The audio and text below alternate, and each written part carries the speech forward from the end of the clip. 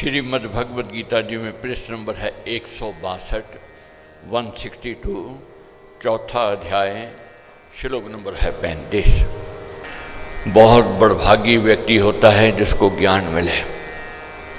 बहुत भाग्यशाली व्यक्ति होता है जिसके अंदर जिज्ञासा उत्पन्न होती है। बहुत बड़भागी व्यक्ति है जिसके अंदर नम्रता आती है।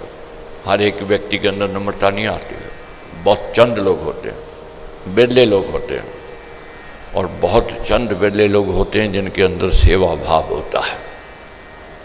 इसलिए भाग्य की सराहना करनी है, गुरु कृपा की सराहना करनी है, नम्रता की ओर भी जा रहे हैं, जिज्ञासा भी है और सेवा भाव भी है। यही कारण है, तीनों गुण हैं तो आप सब लोग व्रत धारण किए हुए हैं। ये ज्ञान मुश्किल है, ज्ञान यज्ञ है, ये कठिन विषय है, सबका विषय नहीं है। कोई कथा कहानी नहीं है, कोई गीत संगीत नहीं है। ये तो गीत भगवान श्री कृष्ण के गीत जो हैं, ये श्लोक जो हैं अर्जुन के माध्यम से हमें मिल रहे हैं। तो क्या है कि हे अर्जुन, अप्रभु क्या कहते हैं। बहुत अच्छा प्रसंग है, ये जानना है। जीवन में गलतियां की हैं, बहुत पाप किए हुए हैं, अपराध किए हुए हैं, कैसे बचेंगे इससे। कौन सी शक्ति हमें बचा सकती है? केवल ज्ञान बचा सकता है। जब तक बुराई को व्यक्ति बुराई नहीं समझेगा, बुराई छूटने वाली नहीं है। बुराई को बुराई कब समझता है? जब बोध होता है, जब ज्ञान होता है। कैसे समझना है? हे अर्जुन, तब ज्ञानी लोग तुझको वह ज्ञान बतावेंगे जिसको जानकर तू फिर इस प्रकार मोह में नहीं पड़ेगा, और जिस ज्ञान से तू सब भूतों को अपने आत्मा में देखेगा तथा मुझ में अवलोकन करेगा। हे अर्जुन, जाओ महापुरुषों के पास, विद्वान ज्ञानी लोगों के पास, जिज्ञासा लेकर के, नम्रता लेकर के, सेवा भाव लेकर के, फिर वह तेरे को उपदेश देंगे, तेरे को ज्ञान देंगे। और अर्जुन, यदि तू सब पापियों से भी बड़ा पापी है और घोर पापकर्मी है, तो भी ज्ञान की नौका से तू पाप समुद्र को बड़ी सुगमता से तर जावेगा। क्या कहा है? तू पापियों से भी बड़ा पापी है, घोर पापी है, तो भी ज्ञान रूपी समुद्र से तू पाप समुद्र से बड़ी सुगमता से ज्ञान रूपी नौका में बैठ करके पार हो जावेगा।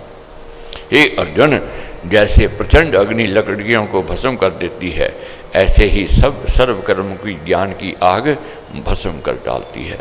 निश्चय से इस लोक में ज्ञान के सदृश दूसरा कोई साधन पवित्र नहीं है।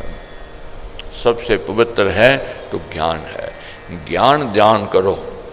ज्ञान दान सबसे उत्तम दान माना गया है। रुपया पैसा दान करोगे, वस्त्र आदि दान करोगे, अन्न दान करोगे, हो सकता वह बेच आवे, हो सकता आपके पैसे का वह दुरुपयोग करे, मगर जिसको आप ज्ञान दान दोगे वह अपने जीवन को सफल बनावेगा और दूसरों के जीवन को भी वह सफल बनावेगा, दूसरों को भी ज्ञान देगा। 1000 बुझे हुए दीपक हों, एक दीपक को जगा नहीं सकते हैं, मगर एक जगा हुआ दीपक 1000 बुझे हुए दीपकों को जगा देता है। एक ज्ञानी हजारों को प्रकाश दे सकता है, ज्ञान दे सकता है, उसमें कमी नहीं आवेगी, उसका ज्ञान और बढ़ता जाएगा। कोई कहे मैं ज्ञान बांट दूंगा, मैं तो खाली हो जाऊंगा। धन दौलत दान देकर तू खाली हो सकता है, अन्न देकर के शायद खाली हो सकता है, मगर ज्ञान दान देकर के तू भरपूर हो जाएगा, शहंशाह बन जाएगा। क्यों? जितना ज्ञान बांटेंगे उससे कहीं अधिक ज्ञान हमें प्राप्त होगा। आप कभी भी देख लेना, ज्ञान में इतनी शक्ति है, इसलिए बांटना है। आगे देखो, होते थे आदि पीछे में जब हम पढ़ते थे स्कूल में, जब जाते थे, पहले माँ बाप दूसरे बच्चे को किताबें लेके देते थे, बस्ता लेके देते थे, और ऐसे भी थे बच्चे की स्कूल की पढ़ाई की फीस भर के आते थे। उससे क्या था? ज्ञान दान देने से ज्ञान मिलता है, ज्ञान बढ़ता है, ज्ञान में बढ़ोतरी होती है। निश्चित है इस लोक से ज्ञान के सदृश दूसरा कोई साधन पवित्र नहीं है। उस ज्ञान को कर्मयोग से भली प्रकार सफल हो चुका हुआ मनुष्य समय पर आप ही अपने आत्मा में प्राप्त कर लेता है। इस ज्ञान को श्रद्धावान, विश्वासी, जितेंद्रिय और परमेश्वर परायण मनुष्य प्राप्त करता है। हर एक प्राणी के बस की बात नहीं है ज्ञान प्राप्त कर। बहुत आते हैं और आके निकल भी जाते, खिसक भी जाते हैं, क्योंकि उनका ये विषय नहीं है। मुझे खुशी होती है इस बात की, कहते हुए गर्व भी होता है कि नौजवान बच्चे बच्चियां बहुत आ रहे हैं, उनके अंदर जिज्ञासा है। इस उम्र में गीता जी का अध्ययन करना ये बड़े पुण्य कर्मों का फल है, बड़े माँ बाप के अच्छे दिए हुए संस्कारों का ये फल है, मैं समझता हूँ। इस ज्ञान को श्रद्धावान विश्वासी जितेंद्रिय, श्रद्धावान जितेंद्रिय जिसने अपनी इंद्रियों को जीत लिया है और श्रद्धा रखता है और परमेश्वर का भक्त है, वही ज्ञान को प्राप्त कर सकता है। उस ज्ञान को पाकर फिर तुरंत परम शांति को मनुष्य प्राप्त कर लेता है। कर्म योग के ज्ञान के और अध्यात्म ज्ञान के 3 ही उत्तम साधन है, श्रद्धा, भक्ति और इंद्रिय संयम। श्रद्धा को बढ़ाना है, ये तर्क नहीं करना है ये गलत कहा है, ऐसा हो नहीं सकता है, क्या जरूरत थी इस समय उपदेश देने की, युद्ध की घोषणा हो चुकी है। बहुत लोग तर्क करते हैं ऐसे कि युद्ध की घोषणा होगी, दोनों और सेनाएं खड़ी हैं, ये अर्जुन पूछ रहे हैं आसन कैसे लगाया जाए, कर्म क्या है, अकर्म क्या है, धर्म क्या है, धर्म क्या है। ये तर्क करने की बातें हैं, इसमें उलझन में नहीं पड़ना है। यही सोच करनी है कि अर्जुन के प्रश्न नहीं हमारे प्रश्न हैं, अर्जुन को उत्तर मिला है नहीं हमें उत्तर मिल रहा है, हमारे प्रश्नों का उत्तर है। अब ज्ञान प्राप्ति के कौन से 3 साधन कहें? श्रद्धा, भक्ति और इंद्रिय संयम। जो ऊपर कहे ज्ञान से रहित है, श्रद्धा ना करने वाला है और संशयशील है, वह नष्ट हो जाता है। अब समझना ये प्रसंग को बहुत ध्यान से। जो संशय वाला है, जो भ्रमी है, जो तर्क में जाता है, वह अंत हानि में जाता है, नुकसान में जाता है। उसका अंत नुकसान ही नुकसान है, उसको हानि ही हानि है, उसका लोक और परलोक दोनों बिगड़ जाते हैं। संशयशील है वह नष्ट हो जाता है। संशय युक्त का ना ये लोक है, ना परलोक है, ना ही सुख है। कभी भी देख लेना जीवन में, कितनी दौलत हो गई उसके पास, कितने उसके सुख के साधन हो में, अगर उस व्यक्ति के अंदर संशय है, वह संशय उसको सुख से बैठने नहीं देगा, चैन से रहने नहीं देगा। जिस घर में जिस व्यक्ति के अंदर जब संशय आ जाता है, वह नष्ट की ओर जाता है, परिवार बिखर जाते हैं। ये संशय इतना बुरा है। बहुत बढ़िया दूध पी रहे हैं, स्वादिष्ट है, आनंद आ रहा है, मगर काला कण देख करके भ्रम हो गया कि मक्खी दूध के साथ हमने पी ली है, तो दूध पचेगा नहीं, दूध निकल जाएगा, घी मचलाने लग जाएगा।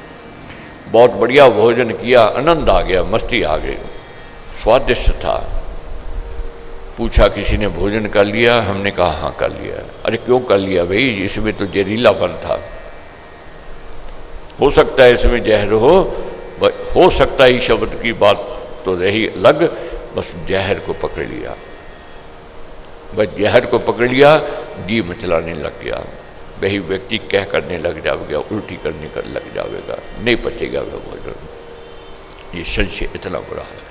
कितना प्रेम है, कितना संगठन है, कितना विश्वास है, कितना भरोसा है व्यक्ति को एक दूसरे पर, मगर कोई तीसरा आकर के कह दे तो उसके लिए मर रहा है, वह तो तेरे को मरवाने के लिए तैयार खड़ा है, वही प्यार खटास में हो जाएगा। एक लाइन पड़ जाएगी भ्रम की, संशय की। ऊपर से कह देगा व्यक्ति नहीं नहीं ऐसा नहीं हो सकता है, मगर अंदर चिंतन आरंभ हो जाएगा, कहीं ये ठीक तो नहीं कह रहा, कहीं ऐसा नहीं वह व्यक्ति ऐसा ही हो, सोच आ जाएगी। ऐसे ऐसे पति पत्नी देखे हैं मैंने, बहुत प्यार वाले, एक दूसरे के बिना रह नहीं सकते थे, मगर किसी तीसरे के कारण दोनों में ऐसा संशय आया, एक दूसरे के हाथ का पानी नहीं पीते, खाते नहीं, भाई भाई नहीं खाते, ऐसी स्थिति आ गई, वहम आ गया, भ्रम आ गया। ये संशय बहुत बुरा है, संशय से बचना है। संशय युक्त का ना ये लोक है, ना परलोक है, और ना ही सुख है। सत्य ज्ञान का ना होना, आत्मा परमात्मा में श्रद्धाहीन होना और आस्तिक भाव में तथा कर्तव्य कर्मों में संदेहशील बने रहना, पाप दोष की भावना से डामाडोल हो जाना मनुष्य के विनाश का कारण कहा गया है। सब कर्मों में संशय करने में दोनों लोग और सुख नहीं रहते हैं। बहुत तेजी से ही संशय आता है। टिड्डी अंडे देती है, व्यक्ति कहता कुछ नहीं है, कोई बात नहीं, छोटे छोटे अंडे क्या करेंगे, मगर वह टिड्डी दल जब बन जाता है तो वही लेकर के आता है, फिर रुकता नहीं है। छोटी सी बुराई, छोटा सा संशय अंदर जब आ जाता है वह दिन दिन प्रतिदिन मल्टीप्लाई होता जाता है, बढ़ता ही जाएगा, फिर तूफान लेकर के आता है, बर्बादी लेकर के आता है, खटास पैदा कर देता है, मित्र को शत्रु बना देता है, अपने को पराया बना देता है। ये संशय में इतना दुख है, ये लोक परलोक दोनों बिगड़ जाते हैं। अब संशय आता कहाँ से है ये भी समझना है। संशय मनुष्य में कुसंग और कुतर्क से उत्पन्न होता है। जो व्यक्ति आपका भला नहीं चाहता, आपकी बढ़त देख नहीं सकता, वह एक चिंगारी लगा देगा, एक आग लगा देगा। सूखे तिनके हों, एक चिंगारी ही बहुत होती है सबको राख करने के लिए। ये अंदर अच्छे विचारों को एक चिंगारी भ्रम की, संशय की तहस नहस करती, बर्बाद कर देती है, खराब कर देती है। इसलिए कुसंग से बचना है। रानी ककेई कितनी गुणवती थी, विवेकी थी, ज्ञानवती थी, पटरानी थी, ऊंचे घराने की थी, मगर क्या है, कहाँ बिगड़ गई मती? कुसंग के कारण बिगड़ गया। हरा भरा परिवार था, खुशियाँ खुशियाँ थी, वही जो अयोध्या थी दुल्हन की तरह सजी रहती थी और वही दुल्हन से विधवा की तरह हो गए, संशय के कारण हो गए। कहाँ से आया संशय? कुसंग से आया, मंथरा का संग था। इसलिए हमारे कहते निर्गुण का संग ना करो, भले मरो जग बीच, कपड़ा तो मैला भरा बिना डुबोया खींच। निर्गुणी का संग नहीं करना है। मत सुनो तीसरे की बात, ये क्या कहता है। पहले मीठी मीठी बात करेगा, अच्छी अच्छी बात करेगा और उसमें बीच में ऐसी चिंगारी छोड़ जाएगा जो व्यक्ति को तिलमिला देवेगी, बखेर देवेगी, बर्बाद कर देवेगी।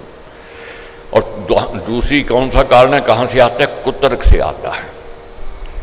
वो आया था, किस लिए आया, क्यों आया, क्या कहने आया था, न उसने ये क्यों कहा, कैसे कहा, किस लिए कहा, न ये बात सुनी है, उसको कुतर्क में लग गए, तर्क करने लग गए, ये क्यों हुआ, ये फिर बढ़ता जाता है। क्योंकि कोई भी क्रिया ऐसी नहीं जिसमें दोष नहीं है। कोई भी क्रिया देख लो, दोष देखने लगे तो दोष ही दोष दिखाई देंगे, गुण देखने लगे गुण ही गुण दिखाई देंगे। जब हम कुतर्क करते हैं तो दोष ही दोष दिखाई देते हैं। तो ये कुतर्क से और कुसंग से आता है, इससे बचना है। बहुत बढ़ जाने से वह मनुष्य को भ्रमशील, आज हमारी स्थिति क्या है, हम भ्रमी क्यों हैं? संशय के कारण भ्रमी है। अस्थिरचित्त, अविश्वासी, भीरू और दुर्बल बना देता है।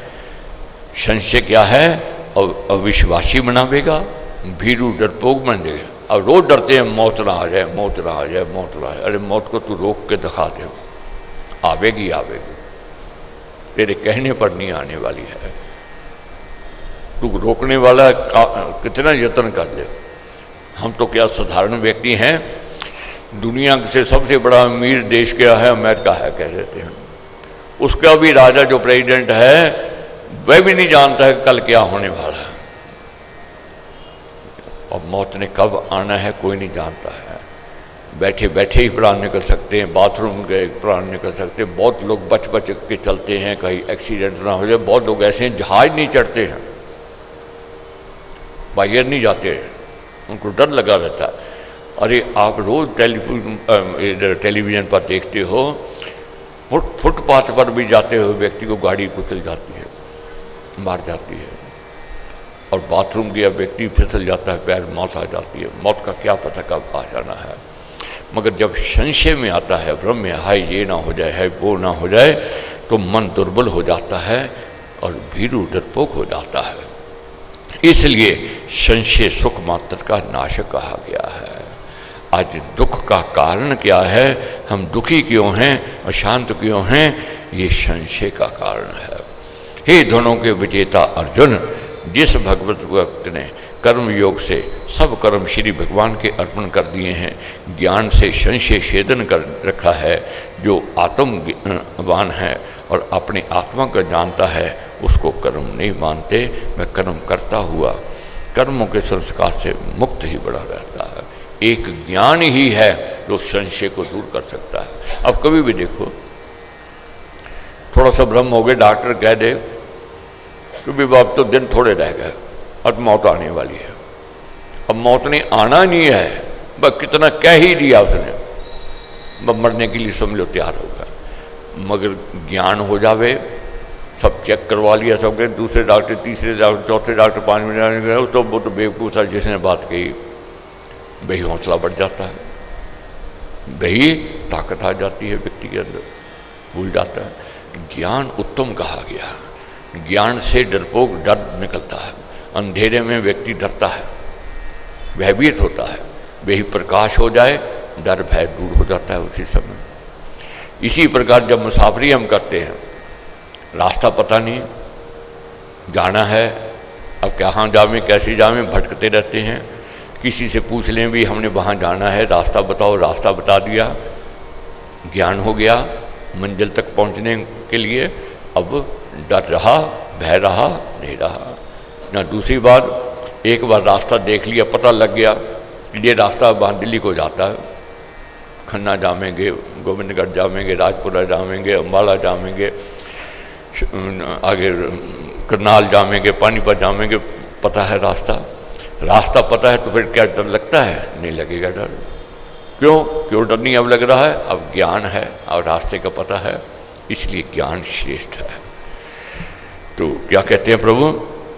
इसलिए हे भारत, अज्ञान से आत्मा परमात्मा और सत्कर्मों के उपवेग से उत्पन्न हुए और हृदय में रहने वाले इस संशय को आत्मज्ञान की तलवार को काटकर योग में, भक्ति भाव में, पूर्ण कर्म योग में तू भली प्रकार रह और कर्तव्य को करने के लिए खड़ा हो जा।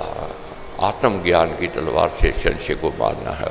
ओम तत्सत। इस प्रकार श्रीमद् भगवत गीता रूप उपनिषद ब्रह्म वेदांत का योग शास्त्र में श्री कृष्ण अर्जुन संवाद का ज्ञान कर्म संन्यास योग नामक चौथा अध्याय समाप्त।